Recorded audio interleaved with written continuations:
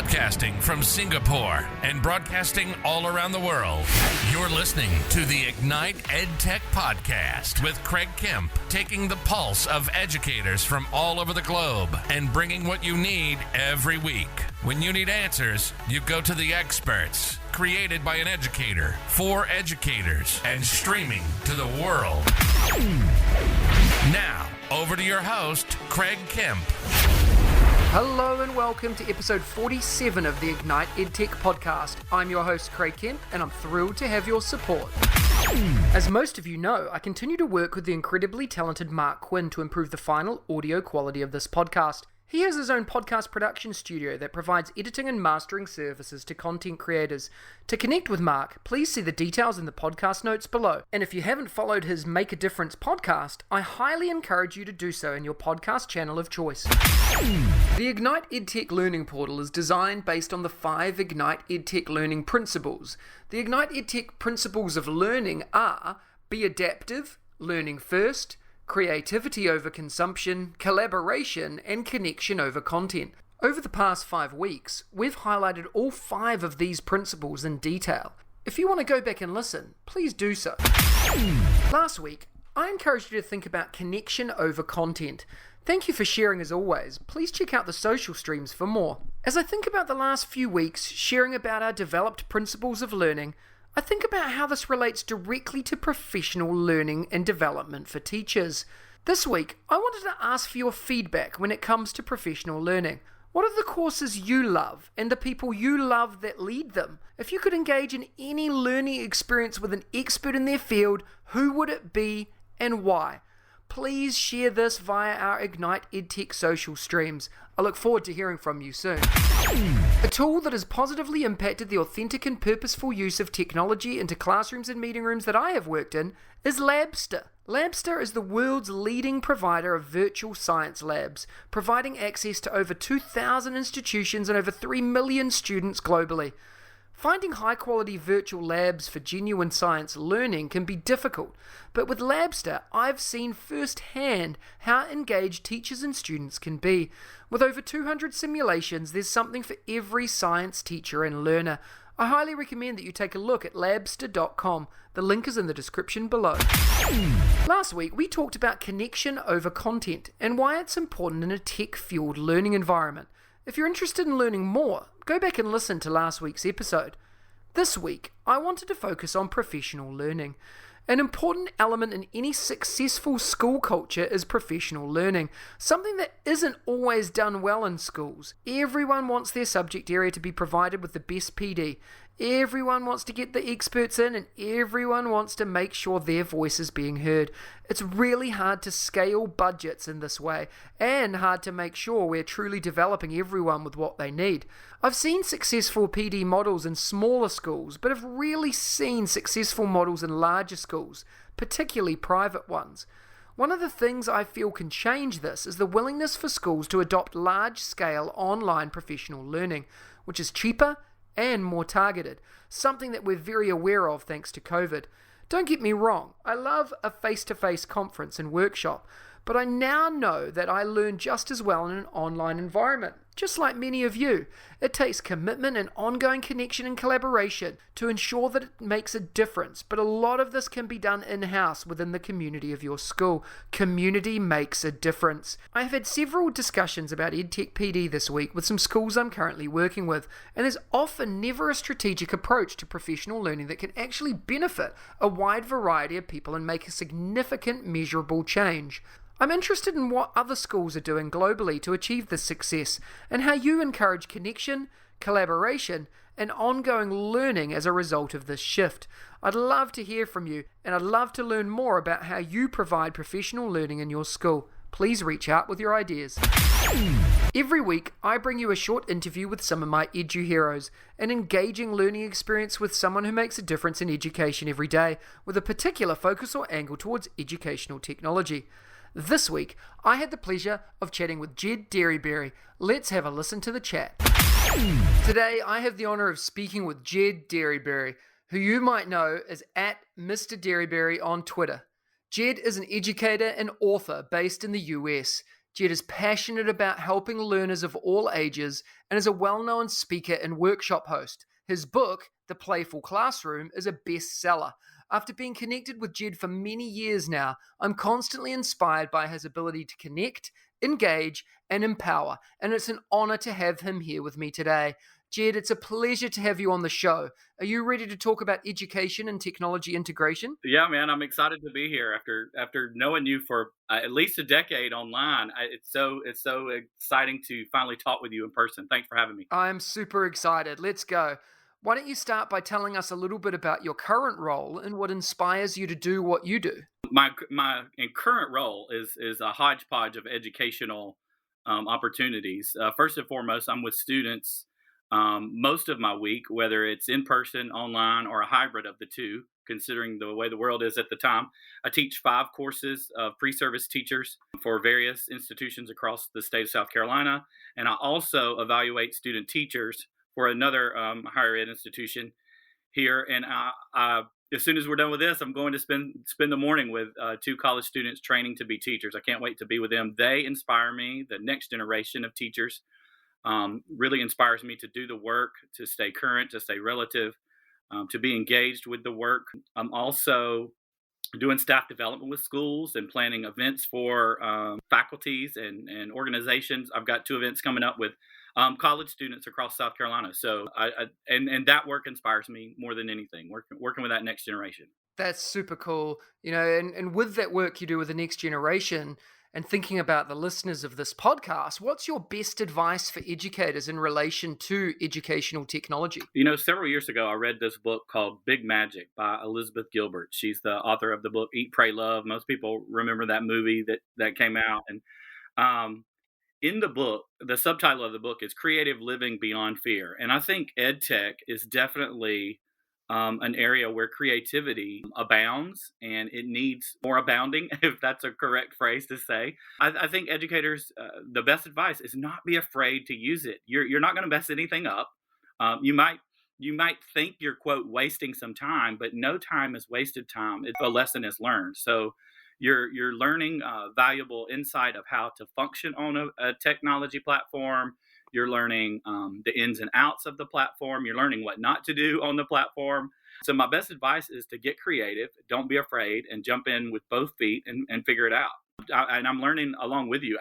I know iMovie is a tool that's been around for a long time, but I'm just now learning some new tips and tricks, some new endeavors I'm working on. So the best advice is don't be afraid, jump in there. I love it. What's your next big goal in your career, Jed? What do you want to do or achieve that you haven't been able to do yet? Oh my gosh. Well, I'm very fortunate that one of those big goals was to publish a book. I wanted my message about what I believe about education out there. So really the Playful Classroom was a huge step towards that goal. Book 2 is coming out this summer. It's called The Courageous Classroom. It's very much a different book. It's about fear and trauma and the way that it affects students and teachers and how to work through that. I'm writing it with a co-author, Dr. Janet Taylor, who is a psychiatrist from Florida.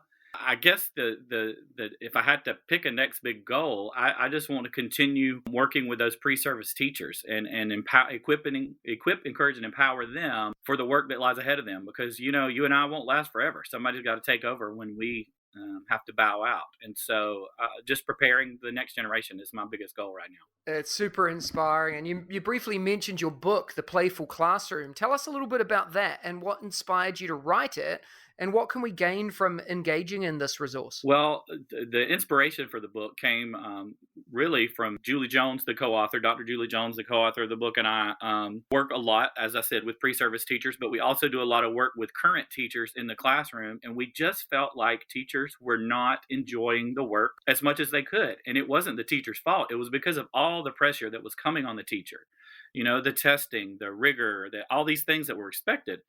And we were like, if teachers could be more playful in their classrooms, it would make things better for them. It'd make things better for the student, the brain benefits for the students, the social emotional benefits for the students and the teachers that play brings into the work just are revolutionary, in my opinion. There was a time when play was more accepted in the early childhood grades, but even that has been pushed out. But the thing is, playful learning can be just as rigorous as anything that's out there right now that they think is producing those high test scores. Play can match that. Playful learning can match that.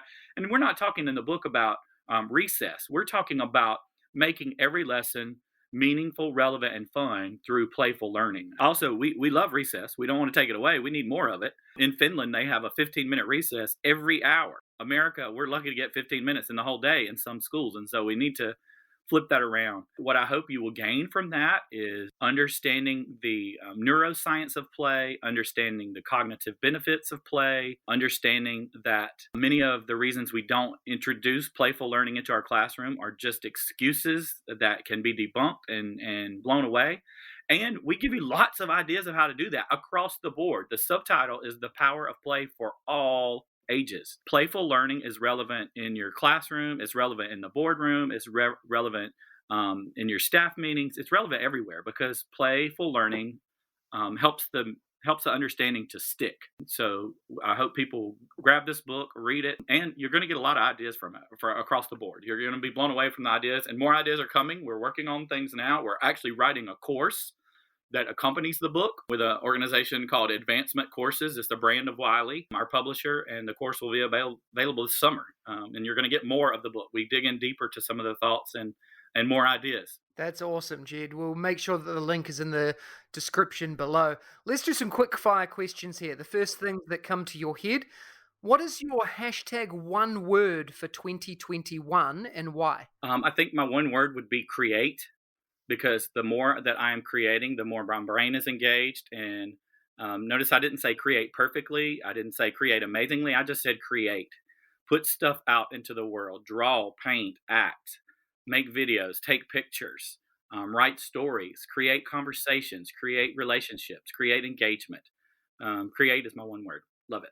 What's your favorite EdTech book or resource? Favorite EdTech book or resource? You know, I got to tell you, I don't. In the EdTech world, I don't know if it's seen as an EdTech resource, but Twitter, man, is life-changing for me. Mm-hmm. It's my favorite. It's my go-to. It's the one that I use with my students. Just recently, I got my freshman students involved in Twitter, and the feedback they are giving me is wonderful. The connections that are made, my freshman educators are really connecting with worldwide accomplished educators their very first year into the profession, and it's just an amazing tool. I don't know why teachers aren't on there around the world. It's amazing. Yeah, I couldn't agree more. What's your go-to EdTech tool that the listeners need to try? That I go to because I'm a visual learner. Instagram is huge for me. I also love Book Creator. I love the Book Creator app because I think it allows you to create. You know, it goes in my one word. It's not a new app. It's not one that people don't know about, but I love the Book Creator app. I love Word Swag because it's an easy, quick way to put your thoughts out there, let people see what you stand for, what you believe in. I'm, of course, a fan of Flipgrid and Bitmoji. I love Goosechase. Goosechase, the scavenger hunt app that you build your own scavenger hunts. I think if you're very intentional with the way that you build your missions, you can really see some deep, meaningful learning come of the mission. So it's not just a run around and let's accomplish these tasks, but you can really do some great learning and teaching through that app. That's cool. We'll make sure the links to those are in this description as well. And you've answered this already, but for your own learning, you say Instagram. Tell us a little bit more about why. So with me, I am a very arts-focused person, but I have had no official formal training like in my college days in the arts. I worked for 8 years at an arts and basic curriculum school where I received lots of training on how to integrate the arts. I am an arts person by nature in that I play instruments. I was involved in drama and band. I played trumpet and piano.